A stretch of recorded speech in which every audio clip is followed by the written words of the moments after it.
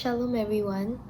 So in today's first reading, it speaks of Hananiah and Jeremiah. The yoke that Jeremiah was wearing, it was a sign of servitude, and Jeremiah wore the yoke God had commanded him because it symbolizes the need for Judah to submit and not resist Babylon. This also shows that Jeremiah, he was faithful and he was obedient to God. And Hananiah, he broke off the yoke from Jeremiah's neck because he was afraid that people of that time would be fooled into believing Jeremiah's prediction.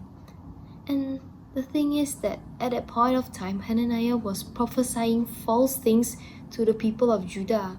And instead of a 70-year captivity that was predicted by Jeremiah, he prophesied that within 2 years it will be over.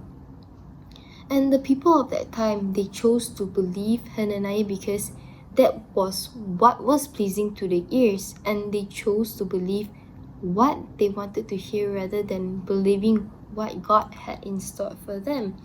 And this is very applicable to our daily lives because there will come a time when we're doing something wrong and people would come up to us and say that, hey, you're doing that wrong, but we will choose to shrug it off and not believe because that is something that is not pleasing to our ears, and it's something that we ourselves don't want to hear.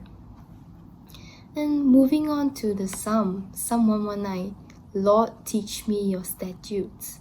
It's a psalm about the law, and when you follow the word of God, it leads you to life and happiness. And the word of God, it is life. It speaks truth. And in relation to the first reading, there will come a time where people will say that what you're believing is wrong, the law is wrong, the teaching is wrong, but you will know and you will be able to differentiate the right from wrong. And that's why it says, take not the word of truth from my mouth, for I would also lose my hope in your word. Let those who fear you turn to me, they will understand your statutes. So when we begin to learn the law, when we begin to study the word of God, when we begin to study the word of life, that is when we will grow in spiritual wisdom, we will grow in spiritual knowledge and understanding, and that's when people turn to us, we will be able to advise them, we will be able to evangelize, and we will be able to tell them the right from wrong.